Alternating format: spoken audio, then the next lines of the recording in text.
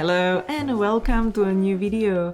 In today's video, I want to share with you some tips or inspiration how you can use the watercolor brushes. And in this video, as you already saw from the thumbnail, I want to draw dogs.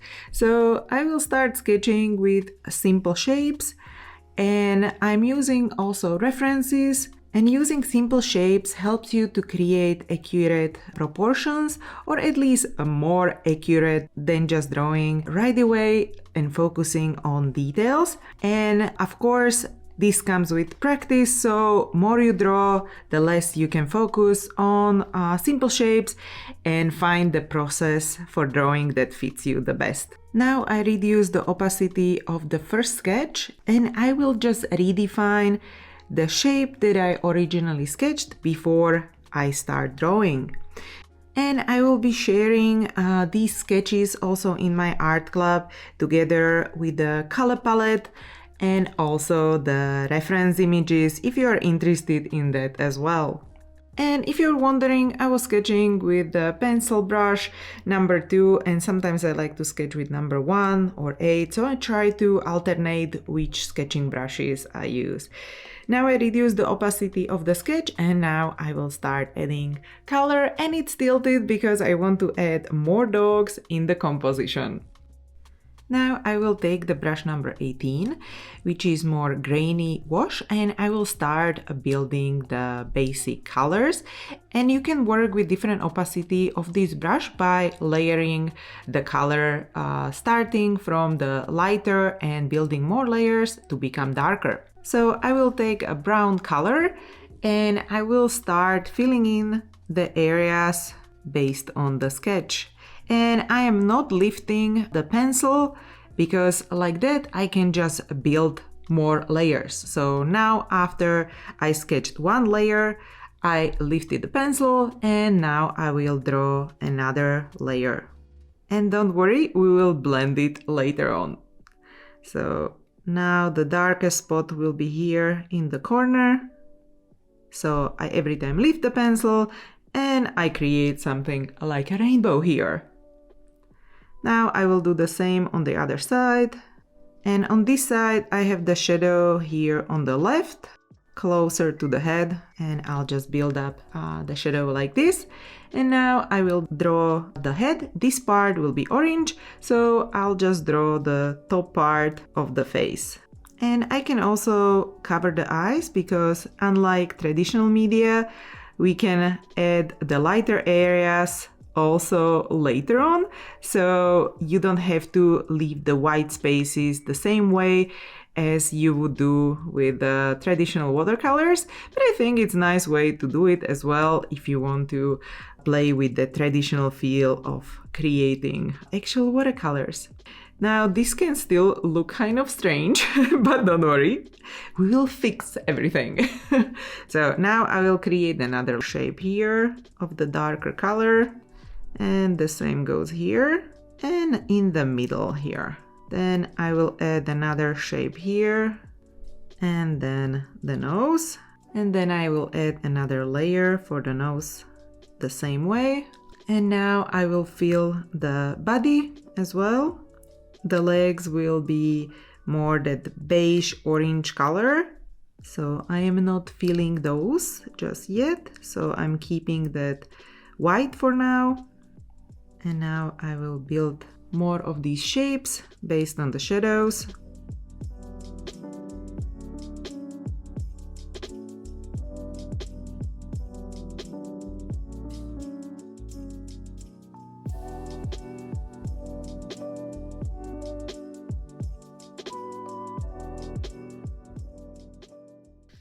Right, now I will go to the smudge tool, and from the smudges I will take one of the textured smudges, the number 43, and then I will blend in some of these areas on the edges. And you see here that the opacity or the strength of the blender tool is a little bit lower. Okay, now let's take beige orangey color. And with the same brush, number 18, I will fill these areas around the face And I will add more layers to the right side because that's where the shadow on the face of the dog is. And then I will add some of that color here on the paws. And now I will blend it as well. But I want to still keep some of that watercolory feel here as well. So I'm not blending it like completely. But it's already starting to look quite cute, so let me turn on the reference so we can see it also from the distance. And now I will take a different brush. I will take brush number 16 so I can add some details. And I will create those details on a separate layer. And I will take darker color so I can define these details easier. And you can lift and paint with this brush with multiple strokes, and it will help you also blend the colors a little bit more. And I will also define the eyes more.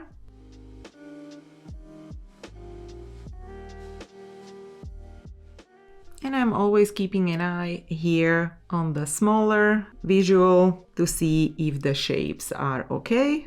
And I'm using kind of like more almond shapes for the eyes and adding some reflection. And we have the dark pupil in the eye, and the area around the eye is also quite dark because we don't see much of the white usually with dog eyes. I will define also details on the nose. And I will also add the mouth.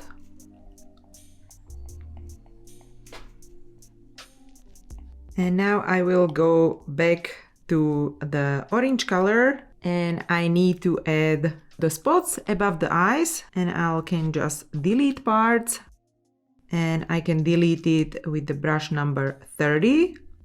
And then I can also paint with the brush number 30 because that one has more opacity and more rough edge, which is also quite nice. And now I can add more color here to the side so you can fill in the shapes with this more opaque brush after you have the base ready. Now I will go back to the brush number 16 and I will add more of the shadow areas and define the pup more.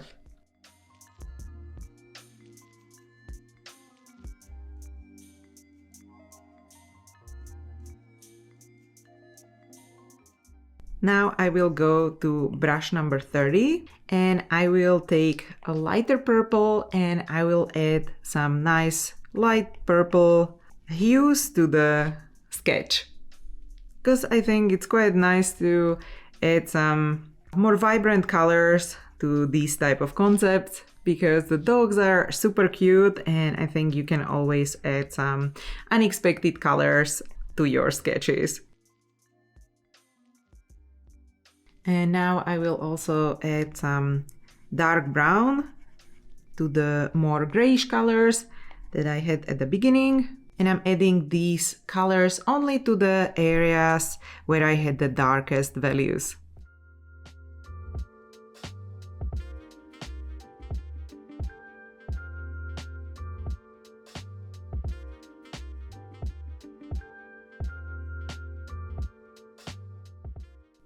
And now when I'm happy with more colors, I can blend it all together again with the brush number 43.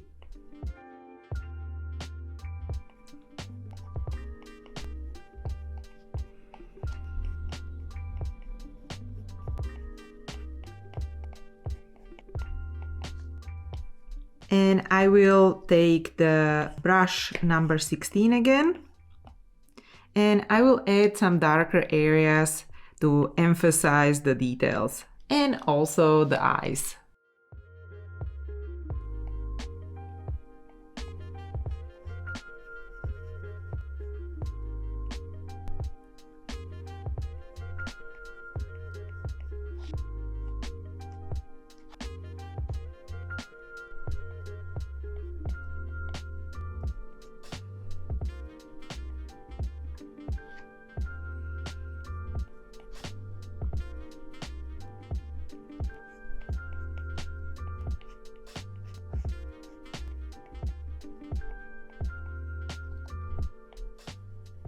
And you can create a new layer, and with the brush number 18 you can do another pass on the whole body if you feel like that it's still quite light and you want to build up more color. And you can do it on a separate layer so you have more control over the darkness of that layer, so you can kind of adjust it and reduce the opacity if you feel like it's maybe too dark. So now I will reduce the opacity a little bit and I will merge the layers.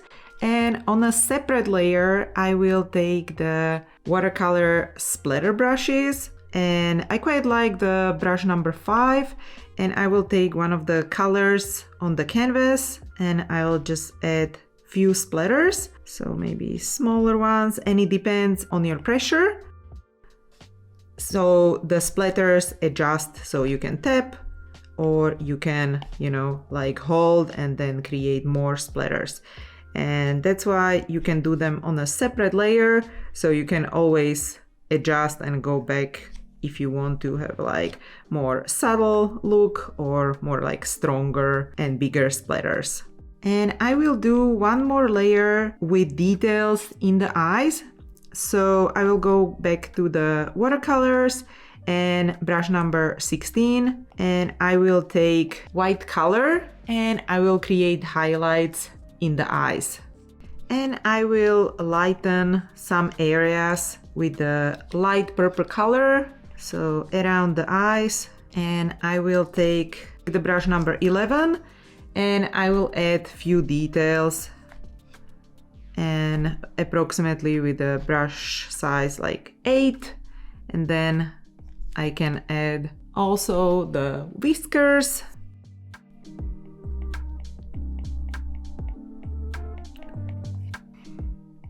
which I think they add quite nice detail.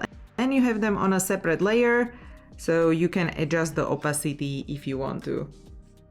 And I can also add few little like hair strands, so the fur is kind of like sticking out.